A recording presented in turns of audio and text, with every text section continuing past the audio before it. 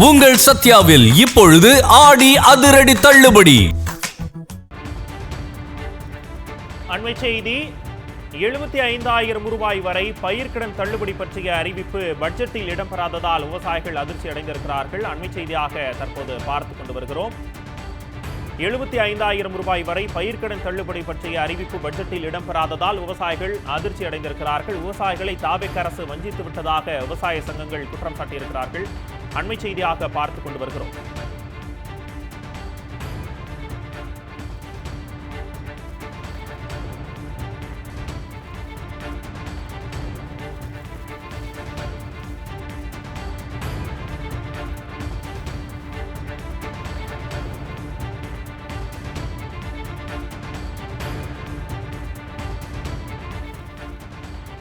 $75,000 வரை பயிர்க்கடன் தள்ளுபடி பற்றிய அறிவிப்பு பட்ஜெட்டில் இடம்பெறாததால் விவசாயிகள் அதிர்ச்சி அடைந்திருக்கிறார்கள். இந்த பட்ஜெட் விவசாயிகளை ஏமாற்றி இருக்கிறது என்றே சொல்லலாம். அண்மை செய்தியாக பார்த்துக் கொண்டு வருகிறோம். இது பற்றி நம்முடைய கருத்து தெரிவிப்பதற்காக விவசாயிகள் சங்கத்தைச் சேர்ந்த மாரியப்பன் அவர்கள் நம்முடைய இணைந்திருக்கிறார். வணக்கம் சார்.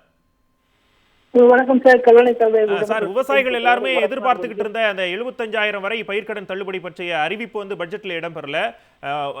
இதை எப்படி பார்க்கறீங்க? கண்டிப்பா இது பாத்தீங்க அப்படின்னா, தேர்தல் அறிவிப்பு பாத்தீங்க, அவங்க சொன்னது 5 ஏக்கருக்கு கீழ் உள்ள விவசாயிகளுக்கு முழுமையாகவும் 5 ஏக்கருக்கு மேல் உள்ள விவசாயிகளுக்கு 50 தரம் அப்படின்னு தான் சொல்லியிருந்தாங்க. அதனாலதான் நாங்கெல்லாம் வாக்களித்தோம் இந்த அரசுக்கு. ஆனா இப்ப இப்படிப்பட்ட சூழல்ல பாத்தீங்க அப்படின்னா அவங்க 75,000 தள்ளுபடி பண்றாங்க. 75,000 மேல போனா அது 30,000 ஆட்டாங்க. அப்படிங்கிறது ஒட்டுமொத்த விவசாயிகள் மிகப்பெரிய இன்னல்களுக்கு ஆளாகிருக்கின்றோம். ஏன்னா ஒவ்வொரு விவசாயம் எதிர்பார்ப்பது வேளாண் கடன் முழுமையாக தள்ளுபடி செய்வாங்க அப்படி நம்பிக்கையோட இருந்ததற்கு இன்றைக்கு நம்பிக்கை இழந்து நாங்க என்ன செய்வது என்று திணறிக் கொண்டிருக்கின்றோம். ஏன்னா வேளாண்மை துறைதான் எங்களுக்கு பிரதான தொழில். இந்த தொழில நாங்கள் நலிவடைந்து இருக்கும்போது கை கொடுப்பது அரசு. ஆனா அந்த அரசை இப்ப பாத்தீங்க அப்படின்னா எங்களை கைவிட்டு விட்டதாக தான் தெரிகிறது. நாங்கள் எல்லோருமே ஒட்டுமொத்த தமிழக விவசாயிகளும் கேட்டுக்கொண்டது இப்போதைக்கு எங்களுக்கு உள்ள இந்த விவசாய கடன்களை முழுமையாக தள்ளுபடி செய்ய வேண்டும் அப்படின்னு தான் நாங்கள் கேட்டிருந்தோம். ஆனா இதுவரைக்கும் இந்த அரசு முன் வரவில்லை. ஏன்னா குருவையே இப்ப விவசாயத்துல குருவைக்கு தண்ணீர் இல்லாம நாங்க குருவையே கிட்டத்தட்ட கடந்த ஆண்டு 6 லட்சம் ஏக்கர் விவசாயம் செய்த இடத்துல இந்த ஆண்டு 3 லட்சம் ஏக்கருக்கு குறைந்து விட்டது.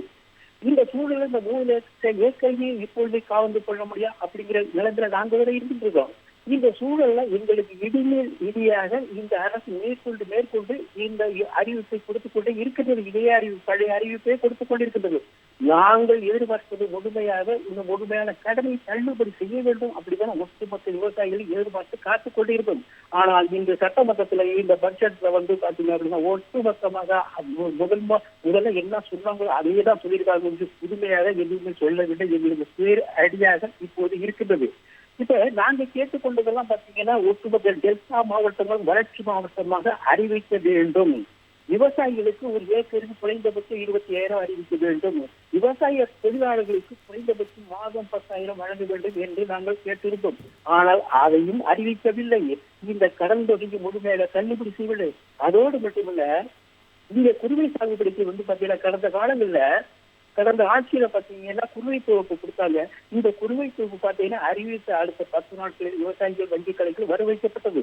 ஆனால் இந்த அரசு 134 கோடி ரூபாய் குருவைக்கு ஒதுக்கியும் இன்று வரை 2 மாதம் ஆகிட்டு இன்று வரைக்கும் வங்கி கணக்கில் வரவு வைக்கப்படவில்லை. இதனால் ஒட்டுமொத்த விவசாயிகளுக்கு என்ன செய்வது என்றால் போர்க்குறை ஏற்கக்கூடிய சூழல் உருவாகிவிட்டது. எனவே எங்களுக்கு இடிமேல் இடியாக இந்த அரசு கொடுத்துக் கொண்டிருக்கிறது. விவசாயிகள் பாதுகாக்கவில்லை அப்படிங்கிறதா இது முழு கருத்தாக இருக்கின்றது. இனி வருங்காலங்கள் இதே நிலையை நீடித்த நிச்சயமாக ஒட்டுமொத்த தமிழ்நாடு விவசாயிகள் ஒட்டுமொத்தமாக போராட்ட களத்தில் இறங்கக்கூடிய சூழல் உருவாகும். இந்த வேளாண் பட்ஜெட்டில் நாங்கள் எதிர்பார்ப்பது இதையேதான் எதிர்பார்க்க முழுமையாக கடனை தள்ளுபடி செய்ய வேண்டும் என்று. ஆனால் செய்யவே இல்லை. ஆக ஒட்டுமொத்த விவசாயிகள் மிகப்பெரிய இன்னல்களுக்கு ஆளாகி நாங்கள் விவசாயிகள் செய்ய வேண்டுமா இல்லை வேண்டாமா, விட்டுட்டு போயிடுவோமா, வேற எங்கேயாவது போகுமா அப்படிங்கிற சூழலுக்கு வந்துவிட்டோம். ஏன்னா இப்ப குருவைக்கும் தண்ணீர் இல்ல, சம்பாவுக்கும் தண்ணீர் வருமா என்று கேள்விக்குறியாகிவிட்டது. சம்பாவும் இப்படி போய்த்து போய்விட்டால் நாங்கள் என்ன செய்வது? விவசாயத்தை நம்பி இருக்கின்ற விவசாயிகளை ஒட்டுமொத்தமாக இந்த தாவேக் அரசு எங்களை மிகப்பெரிய இன்னல்களுக்கு ஆளாகி படும் பாதாளத்தில் செல்லக்கூடிய சூழல் உருவாகிவிட்டது. எனவே அரசு உடனடியாக நடவடிக்கை எடுத்து நாங்கள் விவசாயிகள் பெற்றுக்கொண்ட ஒட்டுமொத்த இந்த வேளாண் கடனை முழுமையாக ரத்து செய்தால் ஒழிய நாங்கள் விடமாட்டோம். இனிமேல் தொடர்ந்து போராட்டம் எடுக்கக்கூடிய சூழல் உருவாகும் என்று தெரிவித்துகிறார். இணைப்புல உங்களுடைய கருத்துக்களை பகிர்ந்து கொண்டதற்கு நன்றி சார்.